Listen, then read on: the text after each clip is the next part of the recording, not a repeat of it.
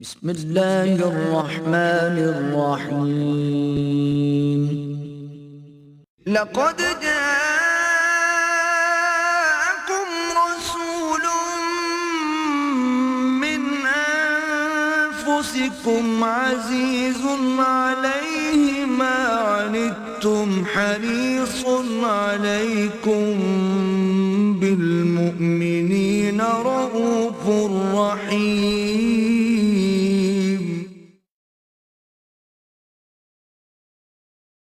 نحمده ونصلي على رسوله الكريم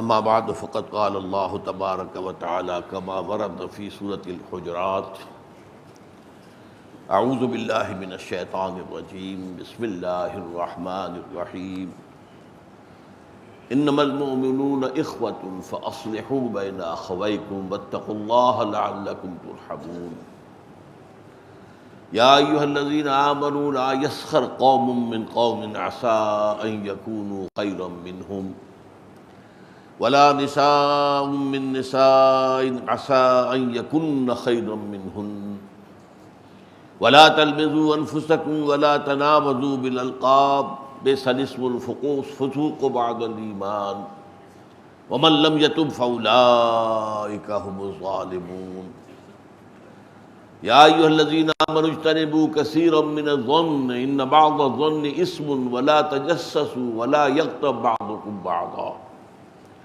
ایحب احدکم یأکل لحم اخیہ میتا فکرہتموہ واتقوا اللہ ان اللہ تواب رحیم صدق اللہ العظیم وعن ابی ہریرہ رضی اللہ عنہ عن النبی صلی اللہ علیہ وسلم قال من نفس عن مؤمن كربة من كرب الدنيا نفس الله عنه كربة من كرب اليوم القيامة ومن يسر على معسر يسر الله عليه في الدنيا والآخرة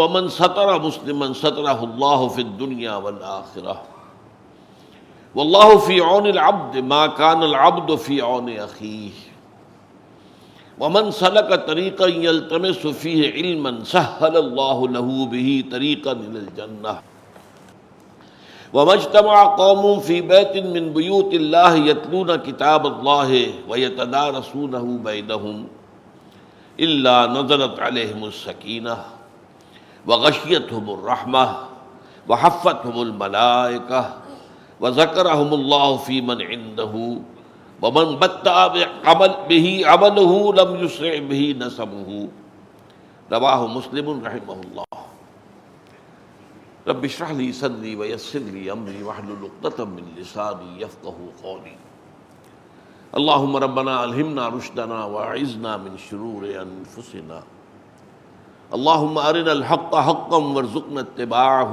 وارنا الباطل باطلا وارزقنا اجتنابه آمین یا رب العالمین۔ پچھلے درس میں ہم نے 40 نبوی کی 35ویں حدیث کا مطالعہ کیا تھا اور آج میں نے آپ کو 36ویں حدیث سنائی ہے۔ یہ دونوں حدیثیں ایک جوڑے کی حیثیت رکھتی ہیں۔ ایک میں منفی پہلو پیش کیا گیا ہے اسی شے کا جس کا مثبت پہلو آج سامنے آ رہا ہے۔ مسلمانوں میں جو تعلق ہونا چاہیے آپس میں، جو محبت، مواخات، ہمدردی، نصرت، حمایت، اب اس کے ضمن میں پچھلی حدیث میں تو روکا گیا تھا، یہ نہ کرو، یہ نہ کرو، یہ نہ کرو، یہ نہ کرو، کیونکہ وہ چیزیں جو ہے اخوت باہمی کے منافی ہیں اور دلوں میں فاصلے پیدا کرنے والی ہیں، ایک دوسرے کے خلاف کدورت پیدا کرنے والی ہیں۔ تو ہم پڑھ چکے ہیں لا تحاسدوا ولا تناجشوا ولا تباغضوا ولا تدابروا ولا يبغ بعضكم على بيع بعض۔ اب یہ جو ہے لا لا لا لا، یہ نہ کرو، یہ نہ کرو، یہ نہ کرو، یہ نہ کرو، اصل میں اسی کا نقشہ ہے سورہ حجرات کی آیت نمبر 11 اور 12 میں۔ اس کے میں نے آیت نمبر 10 تو پچھلی مرتبہ بھی تلاوت کی تھی، انما المؤمنون اخوۃ، مومن سب آپس میں بھائی بھائی۔ فاصلحوا بین اخویکم، اس کا پہلا تقاضا یہ کہا گیا کہ اگر تمہارے دو بھائیوں میں اختلاف ہو جایا کرے تو اصلاح کر دیا کرو، اصلاح کرا دیا کرو، صلح کرا دیا کرو. فاتقوا اللہ، اللہ کا تقوی اختیار کرو. یعنی ان ڈفرنس کی روش صحیح نہیں ہے. بھئی میں کیا کروں، یہ جانے، آپس میں اپنا معاملہ جانے. اب میں اگر ایک کی بات کروں گا تو دوسرا ناراض ہو جائے گا، دوسرے کو میں حق پر قرار دوں گا تو وہ پہلا ناراض ہو جائے گا.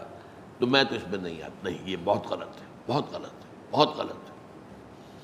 اہل ایمان کا فرض ہے کہ مسلمان بھائیوں میں آپس میں اگر کوئی اختلاف ہو رہا ہے، کچھ اب کلش ہو گئی ہے، تو اسے رفع کرے، مساعدت کرائے، صلح کرائے. اس کے بعد پھر 6 احکام آئے، وہی لا والے. اہل ایمان تم میں سے کوئی مرد کچھ دوسرے مردوں کا تمسخر نہ کیا کرے، مذاق اڑانا، استہزاء. ہو سکتا ہے کہ جن کا مذاق اڑایا جا رہا ہے وہ مذاق اڑانے والوں سے بہتر ہو اللہ کی نگاہ میں. اب آپ نے کسی کا جسمانی عیب ہے، اس پر مذاق اڑا دیا، یہ تو اللہ نے بنایا بھائی. اور کیا پتہ کہ اس کے دل میں ایمان کتنا ہے، تمہارے اندر کتنا ہے، اللہ کی نگاہوں میں اس کا وزن زیادہ ہو. لہذا تمسخر نہیں، استہزاء نہیں. لا یسخر قوم من قوم عسیٰ ان یکونوا خیرا منہم. اور چونکہ یہ مرض خواتین میں زیادہ ہوتا ہے لہذا دوہرا کر رہا ہے، ولا نساء من نساء. اور نہ ہی کوئی عورتیں دوسری عورتوں کا مذاق اڑائیں اور تمسخر کریں. عسیٰ ان یکن خیرا منہن، ہو سکتا ہے، سوچیں کہ جن کا مذاق اڑا رہی ہو وہ بہتر ہو اللہ کے نزدیک تم سے. ان کے لباس کے اوپر فقرہ چست کر دیا، کوئی وقت کے فیشن کے مطابق نہیں ہے، یہ کوئی اور شکل ہے. تو یہ چیزیں ہوتی عورتوں میں زیادہ ہیں مردوں سے. ورنہ عام طور پر صرف مذکر کے صیغے میں ایک بات آ گئی تو وہ مردوں سے بھی خطاب ہو گیا، عورتوں سے بھی ہو گیا. لیکن جہاں خاص معاملہ عورتوں کا ہو تو وہاں پر اس کو دوہرا کر لاتے ہیں. وَلَا تَلْمِزُوا أَنفُسَكُمْ، ایک دوسرے کو الزام نہ لگایا کرو، بہتان تراشی نہ کیا کرو، عیب چینی نہ کیا کرو. وَلَا تَلْمِزُوا أَنفُسَكُمْ وَلَا تَنَابَزُوا بِالْأَلْقَابِ، ایک دوسرے کے چڑانے والے نام نہ رکھ لیا کرو. اب یہ جو ہے یہ بھی بہت بری بات ہے. آپ نے کسی وہ اپنی جگہ پر فرض کیجئے کوئی لوگ اپنے آپ کو اہل حدیث کہتے ہیں یا سلفی کہتے ہیں، آپ نے ان کو وہابی کہہ دیا. اب یہ چیز جو ہے تکلیف دہ ہے ان کے لیے. آپ کیوں اس کا معاملہ کرتے ہیں؟ ایسا نہ کریں. جماعت اسلامی کے لوگ ہیں، مودودی ہیں، اب یہ بھی کوئی صحیح نہیں انداز نہیں ہے آپ کا. یہ تو یہ ہے کہ ان کو وہ جماعت اسلامی کے رکن ہے، آپ اسی اعتبار سے انہیں یاد کریں. وَلَا تَنَابَزُوا بِالْأَلْقَابِ بِئْسَ الِاسْمُ الْفُسُوقُ بَعْدَ الْإِيمَانِ. ایمان کے بعد تو یہ برے نام بھی برے ہیں، عمل تو دور کی بات ہے. یہ زبانی کلامی بھی جو تم بات کر دیتے ہو، تم سمجھتے ہو کہ شاید اس پر کوئی گرفت نہیں ہوگی، اللہ تعالیٰ کے ہاں تو اس کی بڑی گرفت ہوگی. ہم وہ حدیث پڑھ چکے ہیں، حضرت معاذ سے کہا تھا حضور نے کہ معاذ سکلت کا امک کا یا معاذ، لوگوں کو جہنم میں اونگھے منہ ڈالنے والی شے اس زبان کی کھیتیوں سے بڑھ کر اور کوئی نہیں ہے. زبان جو ہے کیونکہ بے لگام ہوتی ہے، ان میں کوئی طاقت نہیں لگی، کچھ خرچ نہیں آیا، جو چاہا بک دیا. لیکن ہر لفظ جو ہے تمہارے منہ سے نکلا ہوا وہ یا تو جنت میں جا کے پودا بن جائے گا اور یا جہنم کا کوئی جھاڑ جکاڑ بنے گا جو تمہیں آخرت میں جا کے کاٹنا پڑے گا. اگلی آیت میں فرمایا اہل ایمان ایک دوسرے سے سوء ظن سے کام نہ لو. پہلے اسے انسان سمجھے کہ اس میں تو یہ خرابی ہے. بھائی آپ کے پاس کیا ثبوت ہے؟ کوئی واقعہ ہو گیا ہے، کوئی ثبوت ہے، تب ٹھیک ہے آپ کوئی رائے قائم کریں. ایسے ہی بغیر کسی ثبوت اور واقعے کے آپ نے ظن قائم کر لیا. ان بعض الظن اسم، بعض جو ہے سوء ظن وہ تو اللہ کی نگاہ میں گناہ بن جاتے ہیں، بہت بڑا گناہ بن جاتا ہے. ولا تجسسوا، اور دیکھو ایک دوسرے کی حالات کی ٹو میں نہ رہا کرو. بعض لوگ ہوتے ہیں جیسے مکھی کا کام ہے گندگی میں بیٹھے گی، اس کو اتنی فطرت ہے. کچھ لوگ جو ہیں وہ اس میں رہتے ہیں کھوج میں، اس گھر میں کیا ہو رہا ہے، اس میں کوئی دنگا ہے یا نہیں، فساد ہے کہ نہیں، ذرا سی کوئی اگر مل گئی بات اس کو لے اڑے. یہ ان کا ذوق ہوتا ہے. تو اس طریقے سے اس کو روکا. بھلا تجسسوا، بلکہ آج ہم جو حدیث پڑھ رہے ہیں اس کے برعکس ہے کہ اگر تمہارے کسی مسلمان بھائی کا کوئی عیب تمہارے علم میں آ جائے تو اس کے اوپر پردہ ڈالو، اسے بیان کرنا. خود تجسس کر کے لوگوں کے عیوب تلاش کرنا یہ تو بہت بری بات ہے. ولا یغتب بعضکم بعضا، اور دیکھو ایک دوسرے کی غیبت نہ کیا کرو. کسی مسلمان بھائی کے پیچھے اس کی کوئی برائی بیان نہ کرو. اور وہ پوچھا کہ حضور اگر وہ برائی اس میں ہو تمیز نہ کرے. فرمایا تبھی تو وہ غیبت ہے. اگر وہ ہے بھی نہیں تو بہتان ہو گیا، پھر تو وہ تو بہت بڑا گناہ ہو گیا. ایک شخص کے اندر ایک عیب ہے، یہ کوئی برائی اس نے کی ہے، اس کے پیچھے اس کا ذکر مت کرو. ہاں سامنے کرو اور اب اس کے اوپر تنقید کرو تاکہ وہ اپنی اصلاح کرے. پیچھے کرو گے یہ غیبت ہے. اور اس کو اتنا برا کہا گیا کہ اَیُحِبُّ أَحَدُكُمْ أَن يَأْكُلَ لَحْمَ أَخِيهِ مَيْتًا، کیا تم میں سے کوئی شخص اپنے مردہ بھائی کا گوشت کھانا پسند کرے گا؟ فَكَرِهْتُمُوهُ، یہ بات تو تمہیں بری لگی بہت، لیکن تم جان لو کہ کسی مسلمان بھائی کی غیبت کرنا اخلاقی سطح پر وہی فعل ہے جو کسی مسلمان بھائی کا گوشت کھانا مردہ. کیوں؟ اس کے دیکھیے کیا اس کے اندر مناسبت کیا ہے. جو مردہ ہے وہ اپنا دفاع نہیں کر سکتا، آپ جہاں سے چاہا بوٹی اڑا لیں، کوئی دفاع تو نہیں کر سکتا. اسی طرح جو شخص موجود نہیں ہے وہ اپنا دفاع نہیں کر سکتا. وہ موجود ہوتا تو بتاتا بھائی نہیں آپ کو غلط فہمی ہوئی ہے، یہ بات میں نے نہیں کہی ہے، یہ بات میں نے نہیں کی ہے، اس کا یہ پس منظر ہے. وہ کچھ نہ کچھ دفاع کرتا نا. جب وہ ہے نہیں وہ اپنی عزت کا دفاع نہیں کر سکتا، جیسے وہ مردہ جو ہے وہ اپنے جسم کا دفاع نہیں کرتا. بہرحال یہ میں نے آپ کو بتایا یہ انداز ہے قرآن کا، جیسے کہ ہمارے کلمے کی بھی ترتیب یہی ہے لا الہ الا اللہ. پہلے نفی، لا الہ نہیں ہے کوئی بھی معبود الا اللہ سوائے اللہ کے. تو منفی کے بعد اسی طرح سورہ بقرہ میں فرمایا گیا وَمَن يَكْفُرْ بِالطَّاغُوتِ وَيُؤْمِن بِاللَّهِ فَقَدِ اسْتَمْسَكَ بِالْعُرْوَةِ الْوُثْقَىٰ. جو شخص طاغوت کا کفر کرے اور اللہ پر ایمان لائے. طاغوت کون؟ جو بھی اللہ سے سرکش ہے، جو بھی اللہ کے باغی ہیں، جو اللہ کے بجائے اپنے آپ کو حاکم سمجھ بیٹھے ہیں، چاہے وہ حاکم فرعون اور نمرود کی شکل میں ہو یا آج کے دور میں عوام حاکم بن بیٹھے، جو چاہے قانون بنائیں گے، ہمارے نمائندے جائیں گے بنائیں گے. وہ شراب کو جائز قرار دے، ہومو سیکشولیٹی کو جائز قرار دے، ہومو سیکشول میرجز کے جواز کا فتویٰ دے، بلکہ رجسٹر کرے کہ ایک مرد شوہر ہے دوسرا مرد جو ہے وہ بیوی ہے. قانون کی نگاہ یہی ہوگی. یا ایک عورت شوہر ہے اور ایک عورت ہی بیوی ہے، قانون کی نگاہ میں تو یہ بات ہوگی. حالانکہ گویا کہ فطرت سے بغاوت کا معاملہ ہے. فطرت سے اللہ نے بنایا ہے عورت کو اور مرد کو، اس کی تخلیق، اس نے جو جسم بنائے ہیں، جو نفسیات بنائی ہے، وہ ایک دوسرے سے بالکل جدا ہے. تو اس حوالے سے تو در حقیقت یہ سب طاغوت ہیں. میرا اور آپ کا جو نفس امارہ ہے وہ بھی طاغوت ہے، کیونکہ ان النفس لامارۃ بالسوء، یہ تو برائی کا حکم دیتا ہے. یہ ہمارے اندر حیوانیت جو ہے یہ تو ادھر ہی چاہے گی. اس زبان کو تو چٹخارے چاہیے، چاہے حلال سے ہو چاہے حرام سے ہو. تمہیں تو دولت چاہیے، چاہے حلال سے آئے چاہے حرام سے آئے. نفس تو کہے گا لے لو، یہ رشوت پیش ہو رہی ہے بھائی، یہ بڑی ضرورت بھی ہے تمہیں، تمہارے وہ بچے کی فیس نہیں گئی ہے اب یہ ہے لے لو، کیا حرج ہے. اور پھر یہ کہ وہ سبھی لیتے ہیں، وہ تم ہی تو نہیں. تو یہ سارے جو ہے ہیلے جو ہے وہ نفس سکھاتا ہے انسان، تو وہ بھی طاغوت ہے. ہمارا نفس طاغوت ہے. اور جیسا کہ میں نے کہا جو بھی اللہ کا باغی ہے وہ در حقیقت طاغوت ہے. آج کے دور میں اسٹیٹ جو ہے، ریاست، a secular state is the biggest طاغوت آن ارتھ. سیکولر کے معنی کیا ہے؟ ہمارا کسی مذہب سے، کسی آسمانی ہدایت سے، کسی آسمانی شریعت سے، کسی آسمانی وحی سے کوئی تعلق نہیں. ہاں یہ صرف انفرادی طور پر آپ شریعت محمدی کا انفرادی پہلو اس پر عمل کر سکتے ہیں. ہندو جو ہے وہ منو سمرتی، اگر ان کا کوئی قانون ہے وہ اپنی انفرادی زندگی میں کریں. اجتماعی زندگی میں کسی مذہب کا کوئی معاملہ نہیں. کوئی دلیل نہیں ہے کہ صاحب قرآن میں یہ لکھا ہے. قرآن میں لکھا رہے، پڑھ لیا کرو، تلاوت کر لیا کرو. یہاں جو ہے ہمارا نظام سیکولر ہے، اس میں مذہب سے کوئی تعلق نہیں. تو یہ سب سے بڑا طاغوت ہے. تو اس اعتبار سے قرآن کہتا ہے وَمَن يَكْفُرْ بِالطَّاغُوتِ وَيُؤْمِن بِاللَّهِ. پہلے طاغوت کا کفر کرنا لازمی، لا الہ، اور پھر الا اللہ ہے. تو پہلے طاغوت کا انکار اور کفر اور اس سے بغاوت، اور پھر اللہ پر ایمان. تو جیسا کہ میں نے دیکھا پچھلی حدیث میں تو وہ منفی پہلو آیا تھا، اب آج یہ ہے جو اس کا مثبت پہلو ہے.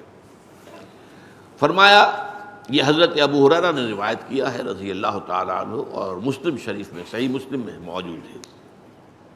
حضور ارشاد فرماتے من نفس عن مومن کربۃ من کرب الدنیا نفس اللہ عنہ کربۃ من کرب یوم القیامہ. جس شخص نے کسی مومن کی دنیا کی سختیوں میں سے، دشواریوں میں سے کسی دشواری اور سختی کو دور کیا، اللہ تعالیٰ قیامت کے دن اس کی سختی اور دشواریوں کے اندر سے کمی کرے گا۔ یہاں اہل ایمان کے ساتھ اگر حسن سلوک کرو گے اس کا اجر اللہ کے ہاں ملے گا۔ اللہ تعالیٰ وہ سختیاں جو ہیں یوم القیامہ، بڑی شدید اس کے جو احوال ہیں، وہ جو کہا جاتا ہے روایتی طور پر کہ پسینہ جو ہے وہ گردنوں تک آیا ہوا ہوگا اور سورج جو ہے وہ سوا نیزے پر ہوگا، یہ چیزیں جو ہیں بات کو سمجھانے کے لیے ہیں۔ بہرحال اس وقت کی سختیوں کو اللہ تعالیٰ جو ہے آسان کر دے گا اپنے اس بندے کے لیے جو مسلمان بھائی کی، جس نے کسی سختی کو اور کسی تنگی کو اور کسی مشکل کو رفع کیا ہو۔ وَمَنْ يَسَّرَ عَلَى مُعْسِرٍ يَسَّرَهُ اللَّهُ عَلَيْهِ فِي الدُّنْيَا وَالْآخِرَةِ، اور جس نے آسانی پیدا کی کسی ایسے شخص پر، کسی ایسے مسلمان پر جو کسی مشکل میں ہے، تنگی میں ہے، مصیبت میں ہے، تنگ دستی بھی ہو سکتی ہے، تو اگر آپ کے اختیار میں ہے کہ آپ اس کی اس جو ہے تکلیف کے اندر آپ کمی کر سکیں اور اس کے لیے آسانی کا راستہ پیدا کر دیں، یا مثلاً آپ نے کسی کو قرض دیا تھا اور قرض کی ادائیگی کا وقت آ گیا، اس نے کہا تھا 2 سال کے بعد میں دے دوں گا واپس، اب اس کی پوزیشن نہیں ہے، وہ کسی ایسی حالت کے اندر ہے کہ ادا نہیں کر سکتا، تو اب آپ آسانی کریں، یہ نہ ہو کہ اس کے سر پر سوار ہو جائے، بلکہ یہ کہ آسانی کر دیں۔ قرآن مجید میں تو جہاں سود کی حرمت کا حکم آیا وہاں یہ بھی آیا ہے وَإِن تَعْفُوا خَيْرٌ لَكُمْ۔ دیکھو، اگر ایک تو یہ کہ تمہارا مقروض جو ہے اگر نہیں دے سکتا تو اس کے لیے مہلت بڑھا دو، کوئی حرج نہیں، اور اگر معافی کر دو تو یہ سب سے بہتر ہے۔ آخر تمہارا مسلمان بھائی ہے، اس نے تم سے قرض لیا تھا، اور قرض ظاہر بات ہے آدمی دیتا ہے اپنی اضافی جو دولت ہے، جو بھی اس کے پاس بچت ہے اسی میں سے دے گا، اور وہ جو ہے اس کے بارے میں تو یہاں تک فرمایا سورہ بقرہ میں کہ یسألونک ماذا ينفقون قل العفو، اے نبی یہ آپ سے پوچھتے ہیں کتنا خرچ کریں ہم اللہ کی راہ میں، انفقوا انفقوا انفقوا انفقوا، تکرار تو بہت ہو، کتنا؟ فرمایا جو بھی تمہاری ضرورت سے زائدہ دے دو، لیکن یہ روحانی تقاضا ہے، یہ قانونی تقاضا نہیں ہے۔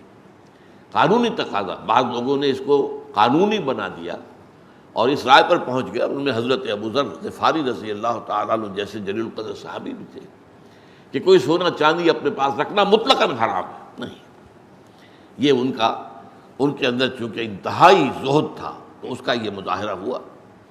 لیکن یہ ہے کہ یہ ہے آپ نے جو کوئی دولت آپ کے پاس تھی آپ نے اس میں زکوٰۃ ادا کر دی، باقی آپ کا ہے، آپ اپنے پاس رکھ سکتے ہیں، اور وہ آپ کی اولاد کو منتقل ہو سکتا ہے۔ وراثت کا قانون آخر کب کیسے لاگو ہوگا؟ اگر اپنے پاس کچھ رکھنا ہی نہیں ہے تو وراثت کس کی ہوگی؟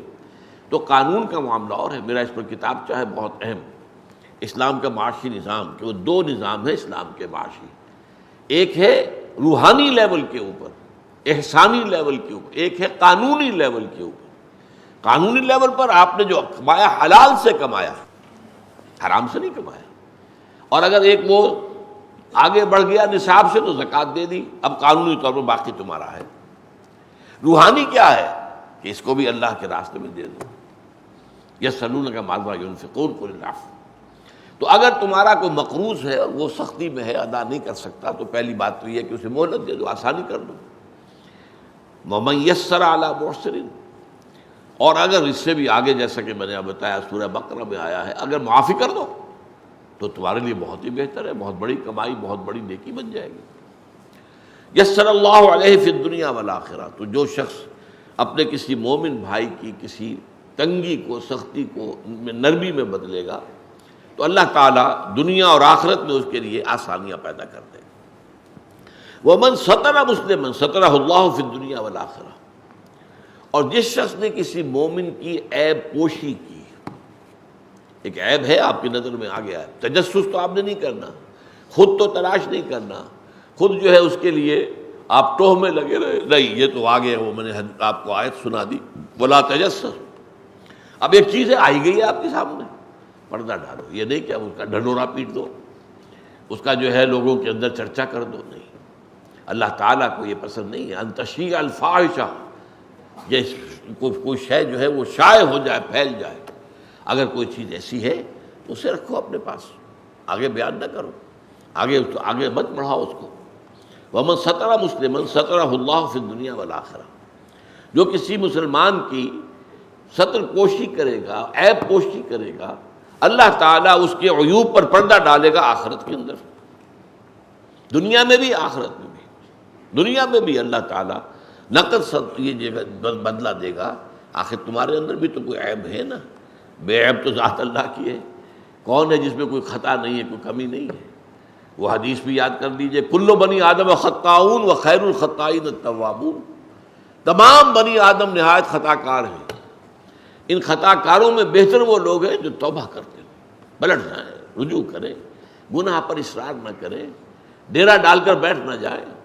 جیسے مثال میں دیا کرتا ہوں، اگر کہیں بارش ہوئی ہے، کیچڑ ہے، آپ جا رہے ہیں تو آپ کا پاؤں جو ہے پھسلا، آپ گر گئے تو پڑے تو نہیں رہتے نا وہاں، فوراً اٹھتے۔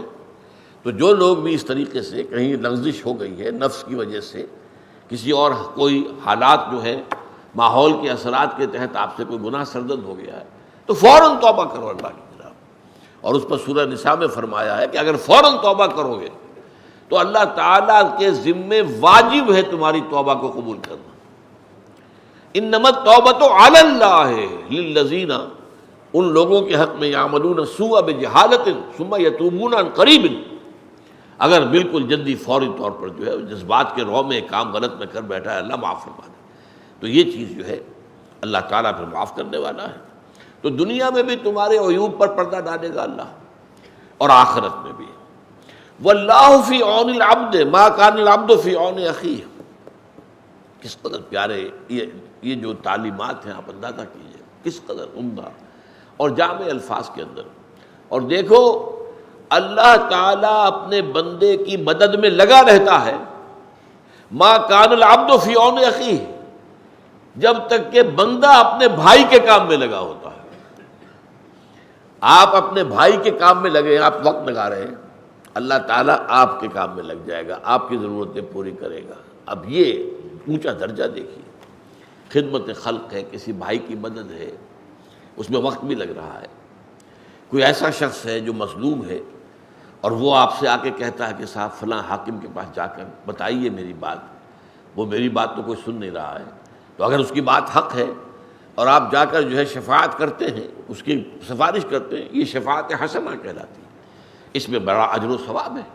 اب آپ جائیں گے اس کے ساتھ اور جا کر اپنا وقت لگائیں گے تو ظاہر بات ہے کہ اس پر آپ اس کی مدد میں جا رہے ہیں نا، تو اب اتنے عرصے تک آپ کے سارے کام اللہ سنبھال لے گا۔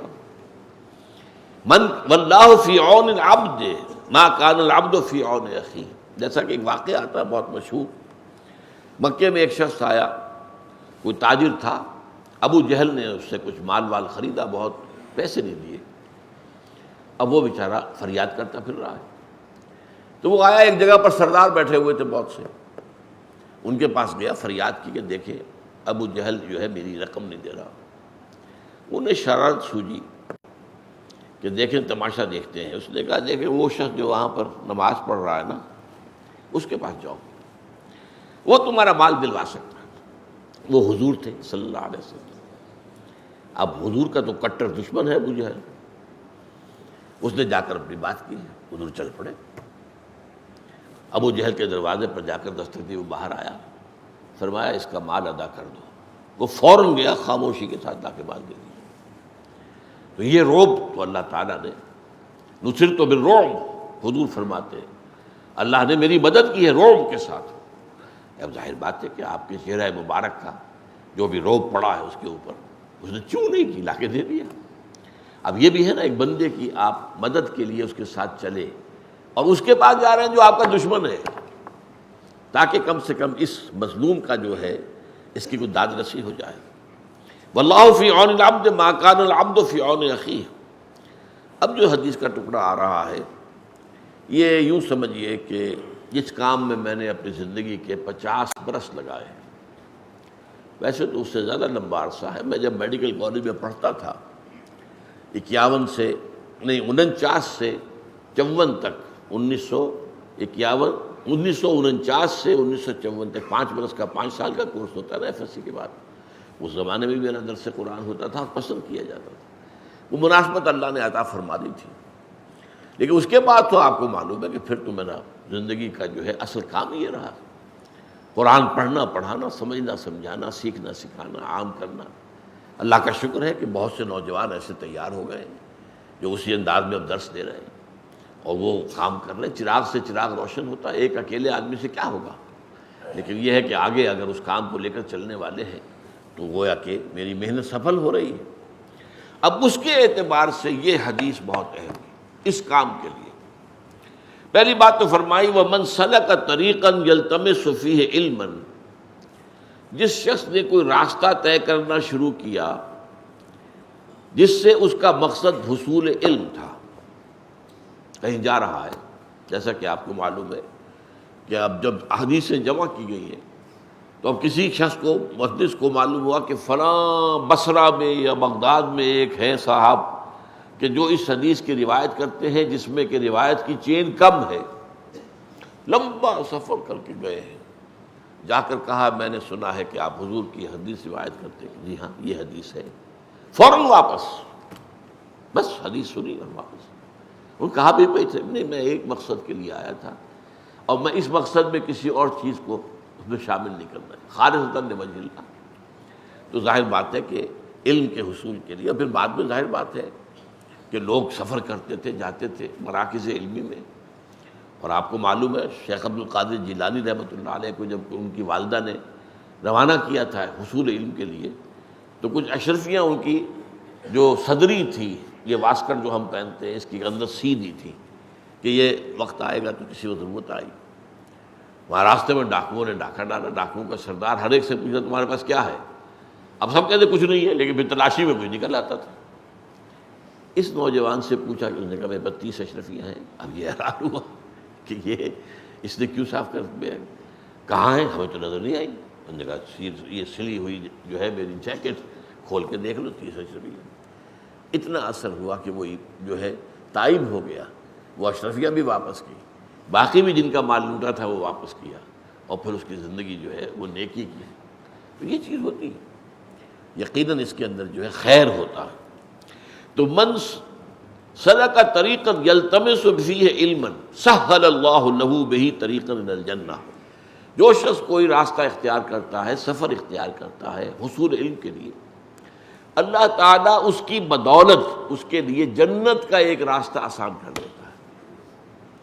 طلب علم کا سفر گویا کہ جنت کی طرف سفر ہے۔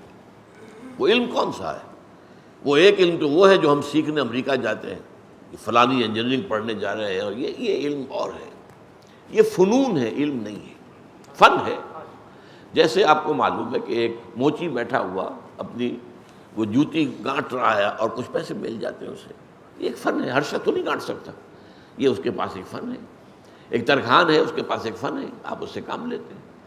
یہی معاملہ ایک بڑے سرجن کا ہے، وہ بھی کیا کرتا ہے، جسم کو چیرا ہے اس میں سے کوئی چیز غلط نکال دی پھر سی دیا، اور یہی ہے نا، یہ فنون ہے۔ ڈاکٹری ہو، انجینئرنگ ہو، یہ علوم نہیں ہے، یہ فنون ہے، فن ہے۔ علم تو کیا ہے؟ علم تو اللہ کی کتاب ہے، علم رسول کی سنت ہے صلی اللہ علیہ وسلم، یہ علم ہدایت۔ در حقیقت علم کیا ہے؟ علم ہدایت۔ تو اس حوالے سے جو شخص بھی اس حصول علم کے لیے، ہدایت کے علم کے حصول کے لیے سفر کرتا ہے، اللہ تعالیٰ اس سفر کے بدولت، اس کے صدقے میں اس کے لیے جنت کا سفر آسان کر دیتا ہے۔ اب سنیے وہ حدیث، وَمَجْتَمَعَ قَوْمٌ فِي بَيْتٍ مِّن بُيُوتِ اللَّهِ، اور کبھی ایسا نہیں ہوتا کہ کچھ لوگ اللہ کے گھروں میں سے کسی گھر میں جمع ہوں، کس کام کے لیے؟ یتلون کتاب اللہ، اللہ کی کتاب کو تلاوت کرنے کے لیے، وَيَتَدَارَسُونَهُ بَيْنَهُمْ، آپس میں ایک دوسرے کا درس دینے کے لیے۔ ایک تو درس ہمارا ہوتا ہے، یہ مونولوگ ہے، اس لیے کہ بتانا پڑتا ہے، یہ عربی ہے، اس کے یہ معنی ہے، اس کا یہ ہے، یہ ترکیب ہے، یہ ترجمہ ہے، پھر اس کا مفہوم۔ ایک ہوتا ہے کہ آپ ایک سٹڈی سرکل بنا کر بیٹھ جائیں، ایک آیت پڑھی، بھئی آپ نے کیا سمجھا اس سے، آپ نے کیا سمجھا، آپ نے کیا سمجھا۔ اور یہ بھی ہوتا ہے بعض اوقات، یہ میں نے دیکھا ہے، انگلینڈ میں دیکھا 1970 کے دسمبر میں، کہ وہاں جو ایک ہاسٹل تھا، جو پاکستانی لڑکوں کا ہاسٹل تھا، وہاں یہ ہوتا تھا جمعے کے بعد بیٹھ جاتے تھے لڑکے، اور وہاں کے لڑکے کون سے تھے؟ ایک پی ایچ ڈی کر چکے، دوسرا کر رہے ہیں، یا ایک M A M S C کر کے آ کے پی ایچ ڈی کر رہے ہیں۔ وہ تھے، وہ کوئی پرائمری کے یا ہائی اسکول کے تو نہیں تھے۔ اب وہ کیا کرتے تھے؟ حلقہ بنایا ہے، بیٹھے ہیں، ایک رکوع جو ہے قرآن کا آپ نے پڑھا، آپ نے غلطی کی تو اس کو تصحیح کر دی گئی، وہی رکوع دوسرے نے پڑھا، تیسرے نے پڑھا، تاکہ تجوید صحیح ہو جائے۔ پھر ان کے ذمہ یہ ہوتا تھا کہ تم فلاں تفسیر پڑھ کے آنا، تم فلاں تفسیر پڑھ کے آنا، تم فلاں تفسیر پڑھ کے آنا، تم فلاں تفسیر، اور اپنا اپنا بیان کر۔ تو اسے ہم کہیں گے اسٹڈی سرکل۔ یہ تدارس ہے، ایک ہے درس اور یہ ہے تدارس۔ تو فرمایا کہ جب وہ اللہ کے گھروں میں سے کسی گھر میں جمع ہوں اللہ کی کتاب کو پڑھنے کے لیے اور آپس میں باہم ایک دوسرے کو سمجھنے سمجھانے کے لیے، تو کیا ہوتا ہے؟ الا نزلت علیہم السکینہ، ان پر سکینت نازل ہوتی ہے اللہ کی طرف سے، سکون، اطمینان۔ جو ایمان کا اصل حاصل کیا؟ امن۔ امن ایمان سے ہے۔ اسی لیے جب نیا چاند دیکھتے تھے حضور، مہینے کا نیا چاند، تو کیا کہتے تھے؟ اللہم اہلہ علینا بالامن والایمان والسلامت والاسلام۔ اے اللہ، یہ جو چاند تو نے طلوع فرمایا ہے ہم پر، اس سے جو مہینہ شروع ہو رہا ہے، اس میں ہمارے لیے امن اور ایمان اور سلامتی اور اسلام۔ سلامتی اسلام سے ہے، امن ایمان سے ہے۔ امن ایک داخلی کیفیت ہے، سلامتی ایک معاشرتی معاملہ ہے۔ سلامتی ہو، کوئی امن ہو، یہ باہر کا امن جو ہے یہ سلامتی ہے، تاکہ کسی کو کسی سے نقصان نہ پہنچے، کوئی کسی کو قتل نہ کر رہا ہو، کوئی کسی کا مال نہ چھین رہا ہو، ایک دوسرے کے لیے سلامتی بن جائے۔ سلامن سلاما، قیلن سلامن سلاما۔ اور حضور نے فرمایا افشوا السلام بینکم، اپنے مابین سلام کو عام کیا کرو۔ اسی لیے سلام میں سبقت جو کرتا ہے اسے اجر زیادہ ملتا ہے۔ اور اگر جو ویسے تو یہ آداب تو یہ ہے کہ چھوٹے بڑوں کو سلام کرے، لیکن اگر کہیں بڑا چھوٹے کو سلام کرے تو دگنا ثواب لے جائے گا۔ اور فرض کیجئے کہ اس چھوٹے کو ایک طرح کی تعدیب ہو جائے گی، ادب کی تعلیم ہو جائے گی کہ بھائی سلام کرنا چاہیے، تو ہر مسلمان کو سلام کرو۔ ایک حدیث میں تو بڑے پیارے الفاظ آئے، لن تدخلوا الجنۃ حتی تؤمنوا ولا تؤمنوا حتی تحابوا افلا ادلکم علی شیء اذا فعلتموہ تحاببتم افشوا السلام بینکم۔ دیکھو تم ہرگز جنت میں داخل نہیں ہو سکو گے جب تک کہ مومن نہ ہو۔ ٹھیک بات ہے۔ اگلی بات، اور ہرگز مومن نہیں ہو سکو گے جب تک آپس میں محبت نہ کرو۔ یہ اب آج کی حدیث سے متعلق کتنا زبردست مضمون آ گیا۔ لن تدخلوا الجنہ حتی تؤمنوا ولا تؤمنوا حتی تحابوا، حب سے، آپس میں ایک دوسرے سے محبت میں۔ اور فرمایا افلا ادلکم علی شیء اذا فعلتموہ تحاببتم، کیا میں تمہیں نہ بتاؤں، تمہاری رہنمائی نہ کرو اس چیز کی طرف کہ اگر تم اس پر عمل کرو تو آپس میں محبت پیدا ہو جائے گی۔ اور وہ چیز کیا ہے؟ افشوا السلام بینکم، اپنے درمیان سلام کو عام کرو، پھیلاؤ۔ قیلن سلامن سلاما، معاشرے کے اندر ہر طرف سے۔ اب دیکھیے یہ دنیا میں اور بھی ہیں، گڈ مارننگ، گڈ ایوننگ ہے وغیرہ وغیرہ، ہائی اور ہلو ولو جو کرتے، اس میں بہترین جو ہے گریٹنگ السلام علیکم۔ اور اس کا جواب فرمایا گیا کہ تم جواب پلٹ کر دو تو زیادہ دو، اور نہیں تو کم سے کم اتنا جواب تو دے دو۔ بعض لوگ جو ہیں وہ اپنے وہ تکبر میں سلام کیا کسی نے، بس سر ہلا دیا، یہ نہیں، یہ تکبر کی علامت ہے۔ وعلیکم السلام، یہ تو کم سے کم ضرور کہو، یہ تو قرض ہو گیا تم پر۔ اس نے تمہیں کہا السلام علیکم تو کم سے کم وعلیکم السلام تو کہو نا، بلکہ بہتر یہ ہے کہ بڑھا کر دو، بس السلام علیکم ورحمۃ اللہ وبرکاتہ، یہ بڑھا کر دو۔ تو اس حوالے سے یہ سلام، مجتمع قوم فی بیت من بیوت اللہ یتلون کتاب اللہ ویتدارسونہ بینہم الا نزلت علیہم السکینہ، ان پر سکون، اطمینان کی کیفیت نازل ہوتی ہے۔ وغشیتہم الرحمہ، اور رحمت خداوندی انہیں ڈھانپ لیتی ہے، سایہ کرتی ہے۔ رحمت خداوندی، میرا کلام پڑھ رہے ہیں لہذا اللہ تعالیٰ کی رحمت جوش میں آتی ہے، میری باتیں سمجھنے کی کوشش کر رہے ہیں، میرے کلام کو سمجھنے اور سمجھا رہے ہیں۔ وحفتہم الملائکہ، تیسری بات، سکینت نازل ہو رہی ہے، رحمت ان کے اوپر چھا جاتی ہے، ڈھانپ لیتی ہے، اور فرشتے ان کے گرد گھیرا ڈال لیتے ہیں، چاروں طرف فرشتے۔ حفتہم الملائکہ، اور سب سے اونچی بات آپ سنیے، وَذَكَرَهُمُ اللَّهُ فِي مَنْ عِندَهُ، اللہ ان کا ذکر کرتا ہے ان کے سامنے جو اس کے پاس ہے۔ پاس کون ہے؟ ملائکہ مقربین، ملائکہ کے بھی تو درجے ہیں نا. ایک ملائکہ جو ہے وہ دنیا کے ملائکہ یہاں کے انتظام انسرام میں لگے ہوئے ہیں. ایک ملائکہ مقربین ہے جو اللہ تعالیٰ سے نہایت قرب رکھتے ہیں. ایک وہ 8 فرشتے ہیں جو اللہ کے عرش کو تھامے ہوئے ہیں. تو آپ فرشتوں کے اندر بھی تو حفظ مراتب کا معاملہ ہے نا، کس کا کیا رتبہ ہے، کس کا کیا رتبہ ہے، جبرائیل کا کیا رتبہ ہے. تو اس لیے جو اس کے پاس ہیں ان میں اللہ ذکر کرتا ہے کہ دیکھو میرے بندے. اور بات کہنے کی کیا ہے، دیکھو تم کہتے تھے یہ آدم جو ہے اللہ تو انہیں بنا رہا ہے، یہ تو خونریزی کرے گا، یہ تو فساد مچائے گا. دیکھو میرے بندے، کیا ان کے کوئی دنیاوی غرض ہے اس وقت؟ وہ صرف میرے کلام کو سمجھنے کے لیے آئے. میرے گھروں میں سے ایک گھر میں، اس میں یہ ہے کہ ایک تو اولاً تو یہ مسجد شمار ہوگی کیونکہ بیت اللہ ہے، من بیوت اللہ. تو یہ بھی مسجدیں جو ہیں یہ اللہ کے گھر ہیں، اس میں تو کوئی شک نہیں. بیت اللہ ہم کہتے ہیں خانہ کعبہ کو، مسجد حرام کو. لیکن آپ نے فرمایا صلی اللہ علیہ وسلم کہ کل روئے زمین کی مسجدیں یہ کعبے کی بیٹیاں ہیں، بنات ہیں، بیٹیاں ہیں. یہ بھی کعبے کی بیٹی ہے جس میں آپ اس وقت بیٹھے ہیں. لیکن یہ کہ جو شارحین حدیث ہیں انہوں نے اس کو عام رکھا ہے، یہ صرف مسجد کے ساتھ خاص نہیں، جس جگہ بھی کوئی مکان اس کے لیے مقرر کر لیا ہے، ظاہر بات ہے ہر جگہ اللہ ہی کی ہے، اور وہ کام آپ نے اس کام کے لیے خاص کیا ہے تو وہ بھی گویا کہ اللہ تعالیٰ کے بیوت میں اس کا شمار ہوگا. یہ چیز جو ہے یہ شارحین حدیث نے کہی ہے.